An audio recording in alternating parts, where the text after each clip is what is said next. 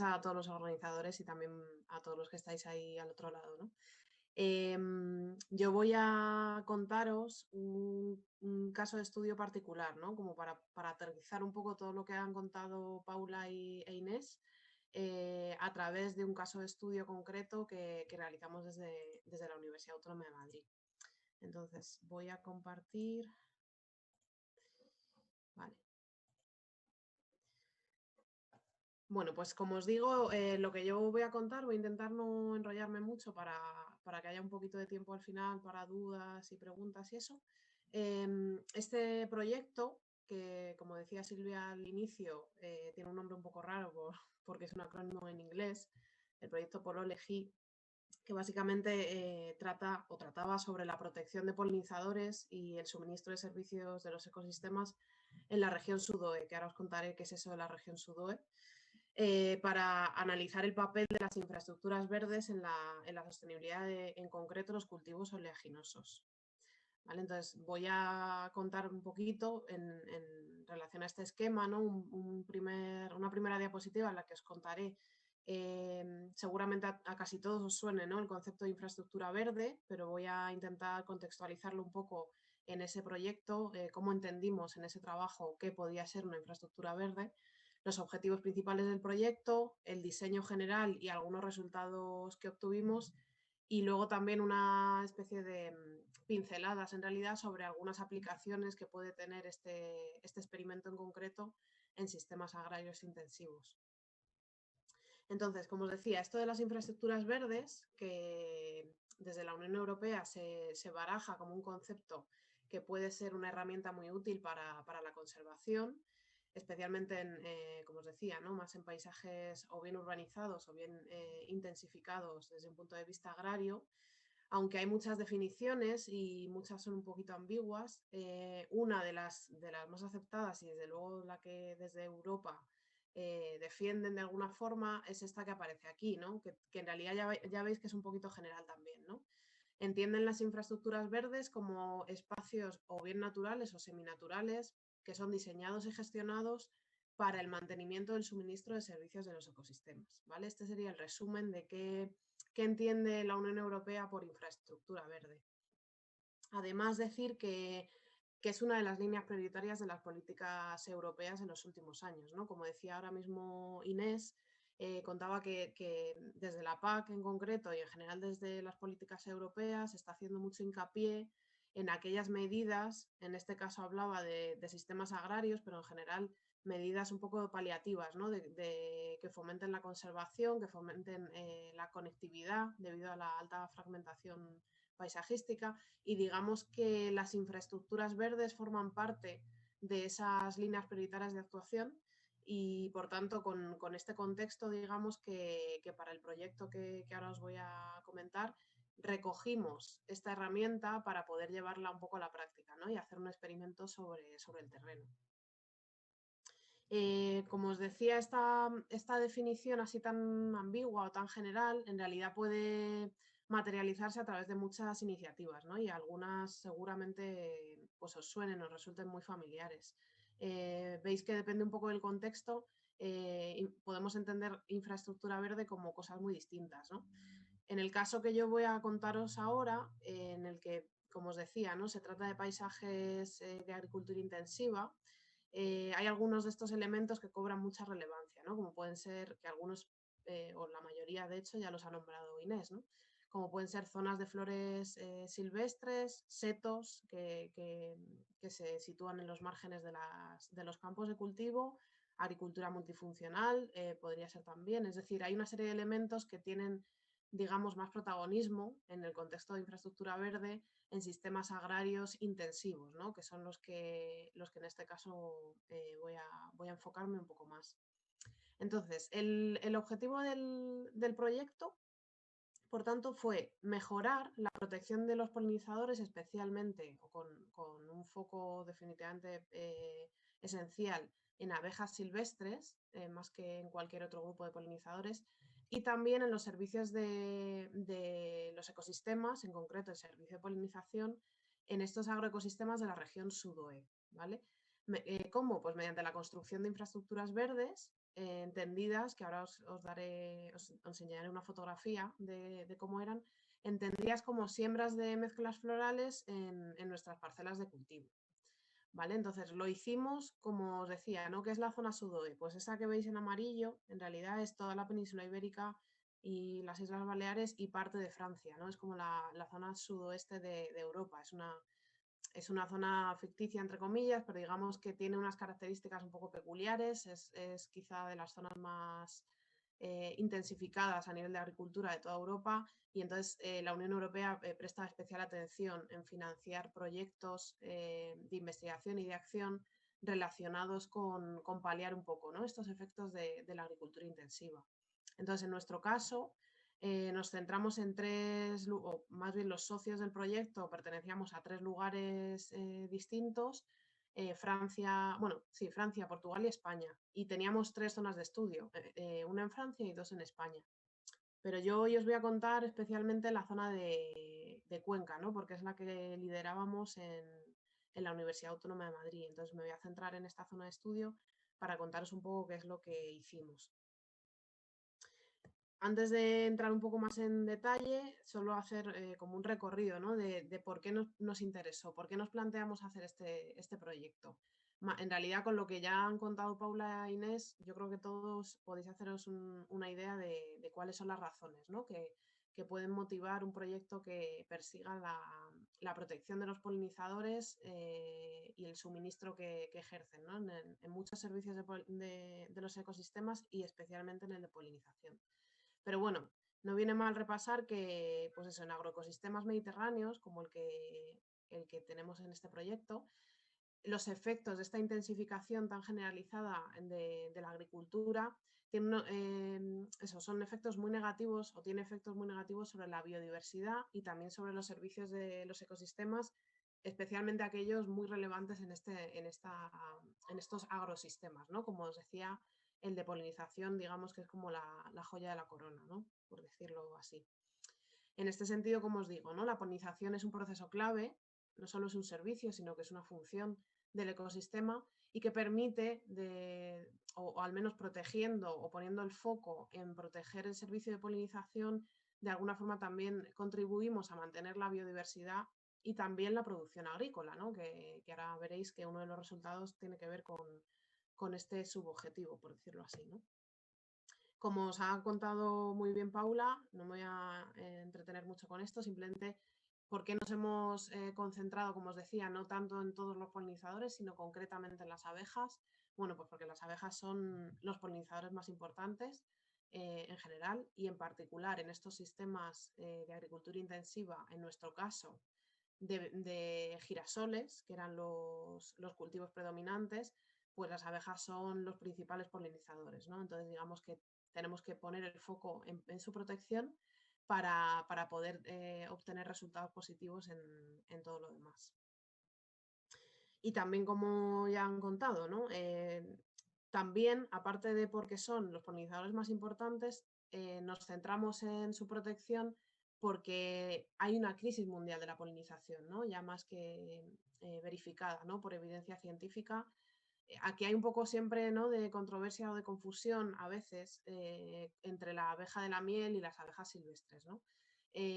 A veces la gente piensa que esta crisis mundial de polinización o este descenso generalizado del número de ejemplares de abejas afecta a las abejas de la miel, cuando en realidad los problemas de la abeja de la miel son otros, ¿no? Tienen más que ver, pues como han explicado mis compañeras, pues con cuestiones más de uso de químicos, de pesticidas y tal, que afecta mucho a la mortalidad efectivamente de abejas, pero el hecho de que sean domésticas, es decir, como decía Inés, su gestión, digamos, o su manejo es muchísimo más fácil, ¿no? que el de las abejas silvestres. Por lo tanto, el número global de individuos y de colmenas de abejas domésticas en el mundo no solo no decrece, sino que está creciendo, ¿vale? Otra cosa es los problemas de salud asociados a estas colmenas y todo ese mundo que ya conocemos, ¿no? Pero digamos que esta crisis mundial de polinización hace más referencia a las abejas silvestres, ¿no? que son altamente dependientes de la presencia de hábitat que les permita tener recursos de nidificación y recursos de alimentación disponibles, ¿no? Entonces, en el proyecto nosotros nos centramos particularmente en las abejas silvestres, más allá de las abejas domésticas, que por supuesto también estaban en la zona y también muestreamos, ¿no? Pero vais a ver que los efectos también son muy distintos, ¿no? Entre domésticas y silvestres. Entonces, ¿cómo lo hicimos? Bueno, pues lo que hicimos fue elegir 22 parcelas de girasol separadas al menos por 500 metros. Esta distancia que elegimos es un poco la estándar que se suele usar, porque digamos que en general la mayor parte de las abejas silvestres, como os decía Inés, son solitarias y se sabe que el rango de vuelo es inferior a 500 metros. Eso no quiere decir que no haya excepciones. Obviamente hay abejas, cuanto más grande es la abeja, casi siempre más, digamos que mayor es el rango de vuelo que tienen y por lo tanto hay algunas especies que pueden volar más de 500 metros desde su nido, ¿no? Pero digamos que en general la mayor parte de las abejas silvestres que nos vamos a encontrar en nuestra zona tienen un vuelo inferior a 500 metros, ¿no? Por tanto, la elección de estas parcelas distanciadas a esos 500 metros nos permite estar más o menos tranquilos con que los resultados de cada parcela son independientes unos de otros, ¿vale? Esa es la razón. Entonces, de estas 22 parcelas, 11 de ellas las elegimos en cultivos de girasol que estuvieran adyacentes a zonas seminaturales, como las que veis en la fotografía de arriba, ¿no? Pequeños, no bosquetes, sino manchas, ¿no? de estructuras seminaturales que en nuestra zona eran más o menos abundantes. Y elegimos otras 11 fincas que no estuvieran cercanas a zonas seminaturales y en las que instalábamos lo que en nuestro proyecto consideramos una infraestructura verde, ¿no? Que consiste básicamente en una mezcla floral y en la colocación de 2 cajas nido. En concreto, aquí veis una foto más o menos que se aprecia, ¿no? Ahí veis, eran franjas, digamos, en el margen de uno de cada cultivo, eran franjas de unos 100 metros de largo por, no sé si eran, esto a lo mejor Jorge se acuerda mejor, 6 o 7 metros de ancho, bueno, los que fueran, para que os hagáis una idea del tamaño. Y como veis, lo que hacíamos era sembrar una serie de especies autóctonas o, bueno, el cilantro en concreto no es que sea autóctono, pero digamos que está tan extendido que no se puede considerar como una especie exótica, ¿no? O que ponga en peligro la flora de la zona. Entonces elegimos estas que aparecen aquí en pantalla, ¿no? Estas especies que por un proyecto anterior, en colaboración con Syngenta también, se había comprobado que funcionaban muy bien, ¿no? O sea, de alguna forma lo que queríamos era poner en estas infraestructuras verdes especies que aumentaran el recurso de alimentación para las abejas silvestres, no solo en cantidad, sino, como decía también Inés, a lo largo del año, ¿no? Digamos que los girasoles en sí mismos son un recurso, en este caso, pues, de alimentación muy utilizado por las abejas y muy querido, pero digamos que la longitud de la floración es corta, ¿no? O sea, en 2, 3, 4 semanas como máximo en esta zona florecen y maduran ya los girasoles. Entonces, queríamos extender a lo largo de varios meses en el año, el máximo posible, la presencia de algunas especies en flor para que las abejas tuvieran ese recurso, ¿no? Entonces, eso por un lado, y además que fueran especies que obviamente resisten ese tipo de clima, ¿no? Esta es una zona casi llegando a la Mancha, en el que en invierno hace mucho frío y en verano hace muchísimo calor, por lo tanto es un clima mediterráneo un poco, bueno, extremo, sí, en realidad bastante extremo, por lo tanto tampoco cualquier especie aguanta, ¿no? Por supuesto no había ningún recurso de riego ni nada así, lo que queríamos era que fuera una infraestructura verde lo más autónoma posible, ¿no? Y que no requiriera mantenimiento ni por nuestra parte ni por la de los agricultores. Luego, además, como os decía, ¿no? Pusimos 2 cajas nido, un poco más rudimentarias que las que ha enseñado Inés, pero bueno, igualmente efectivas, ¿no? Lo que hicimos fue seleccionar las cañas de bambú de distintos grosores, que ya también hay muchos trabajos científicos que demuestran cuáles funcionan mejor y cuáles peor. Hicimos una variedad porque, evidentemente, en función de la especie, las preferencias por el tamaño, digamos, de la cavidad, pues varía un poco, ¿no? Entonces, con la combinación de estas dos cosas, lo que queríamos era, pues eso, aumentar en esta zona de estudio que es un poco hostil para las abejas silvestres, aumentar por un lado el recurso de alimentación y por otro el recurso de nidificación. El recurso de nidificación, aparte de las propias cajas nido, para esas especies, no las mayoritarias, sino algunas especies que prefieren hacer su nido en cavidades, mientras que la mayor parte, como bien ha explicado Inés, prefieren hacer su nido en el suelo, ¿no? Entonces, la infraestructura verde en sí también servía, porque había zonas, evidentemente, de suelo desnudo o bastante despejado, permitía también que muchas especies silvestres encontraran un lugar que no fuera permanentemente arado, como son la mayor parte de estos cultivos, para poder nidificar durante todo el año. Entonces, bueno, para no enrollarme mucho, solo para que veáis un poco resultados muy generales, ¿no? de lo que obtuvimos.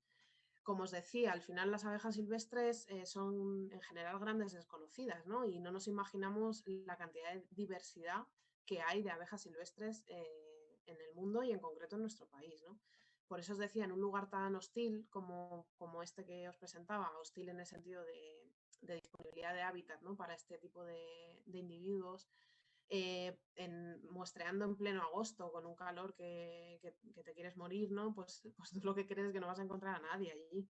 Y resulta que luego recoges las muestras y encuentras, en nuestro caso encontramos hasta 51 de abejas silvestres, sin contar la abeja doméstica, que la he sacado un poco del gráfico porque si no, como os decía, pues bueno, no permite visibilizar realmente los cambios de abeja silvestre, ¿no? Hablamos de abundancias pues muy distintas, de otra escala, y por lo tanto necesitamos analizarlo un poco por separado.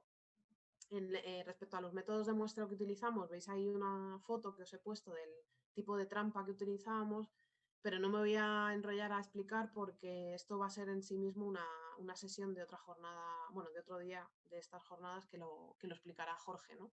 De todos los tipos de muestreo que se suelen utilizar para cuando trabajamos con abejas, ¿vale?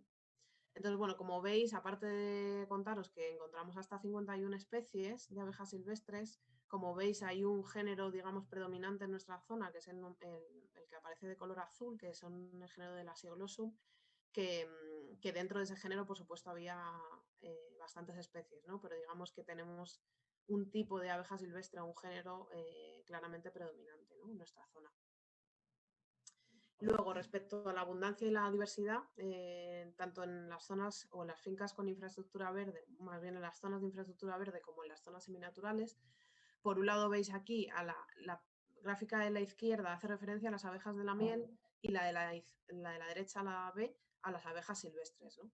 Entonces veis que de manera bastante evidente hay una mayor abundancia tanto de abejas silvestres en las infraestructuras verdes con respecto a la zona seminatural, ¿no? Es decir, de alguna forma conseguimos el objetivo, ¿no? De generar un aumento en los recursos que se tradujera en un aumento también de la abundancia del número de individuos presentes de abejas silvestres en las infraestructuras verdes, ¿no? En el caso de la abeja de la miel también vimos ese aumento de abundancia, aunque no había diferencias estadísticamente significativas, ¿no? Pero bueno, también es verdad que parecía que preferían ir a la infraestructura verde, ¿no? Que era un poco el buffet libre, ¿no? Y había recursos para todas. Con respecto a la diversidad o al número de especies, por un lado vemos que sí que conseguimos una riqueza ligeramente mayor, bueno, no es que conseguimos, sino que había una riqueza ligeramente mayor en zonas seminaturales, ¿vale? Esto puede parecer una mala noticia, pero en realidad, si lo pensáis, tiene todo el sentido del mundo. Es decir, nuestro objetivo no podía ser atraer nuevas especies que no estuvieran ya presentes en la zona, ¿no? Entre otras cosas, por lo que os contaba al principio de las distancias de forrajeo y de vuelo, ¿no? No podemos pretender que en un proyecto de 2-3 años conseguir atraer a especies que, pues eso, que no residen en la zona, ¿no? Porque tendrían que llegar y no pueden llegar tan rápido, ¿no? Entonces, lo que demuestran en realidad estos resultados es que dentro del pool de especies o de la presencia de especies presentes en la zona, lo que sí conseguimos es aumentar el número de individuos de las especies de abejas silvestres en los cultivos en los que hemos instalado la infraestructura verde, ¿vale? Entonces digamos que el objetivo está cumplido y que estos resultados en realidad tienen todo el sentido, ¿no?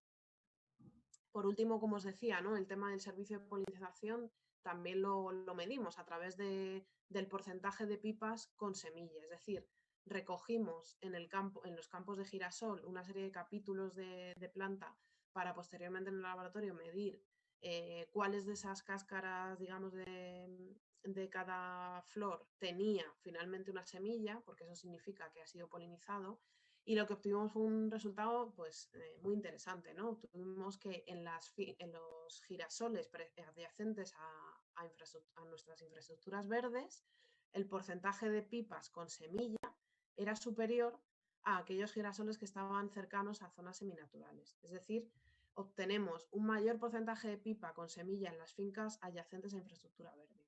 ¿Vale? Esto es súper importante ya no solo por en sí mismo, ¿no? Por saber que efectivamente esto se traduce en un aumento en el servicio de polinización, sino que es una forma también de convencer de alguna forma, ¿no? A los agricultores de esas zonas, porque al final es verdad que la biodiversidad en sí misma tiene muchísimo valor y para mucha gente es muy importante, e incluso desde Europa también, pero cuando tú introduces además un aumento en un suministro de un servicio del ecosistema que se traduce, en este caso, ¿no? en la manera de subsistencia de la gente que al final es la que gestiona ese paisaje, pues resulta mucho más fácil poder plantear medidas que fomenten la presencia, por un lado, la protección de zonas seminaturales, que al final son la fuente de especies que hay en esa zona, y por otro lado, la posibilidad de instalar estas infraestructuras verdes y que los agricultores entiendan que también tiene un beneficio en su propia actividad profesional, ¿no? Ya solo para terminar, ya acabo, algunas implicaciones, ¿no? Que puede tener un trabajo como este, que es un caso muy concreto, ¿no? En una zona muy, muy particular, para la gestión de agroecosistemas, ¿no? De alguna forma para poder escalar a otros sistemas agrarios intensivos. Pues bueno, lo que nosotros vimos fue que efectivamente estas infraestructuras verdes, al menos las que diseñamos en este caso, eh, pueden favorecer la presencia de abejas silvestres en sistemas agrícolas intensivos, ¿no? Como os decía, a través de ese aumento en la abundancia de abejas, ¿no?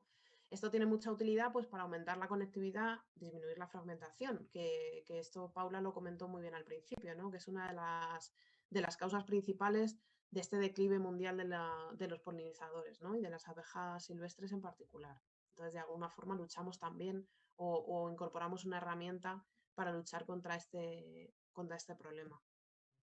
Y por tanto, en estos paisajes de agricultura intensiva, esta instalación de infraestructuras verdes de este estilo puede además favorecer la productividad del girasol en este caso, ¿no? Hay otros muchos cultivos dependientes que hay muchos estudios y que se pueden hacer muchos más, pero digamos que este en concreto lo centramos en el girasol, ¿no? Y comprobamos que efectivamente aumentaba la productividad del cultivo si conseguimos aumentar la presencia de abejas silvestres. Y ya acabo. Aquí tenéis mi correo por si cualquiera de vosotros me quiere escribir para consultar alguna cosa más concreta.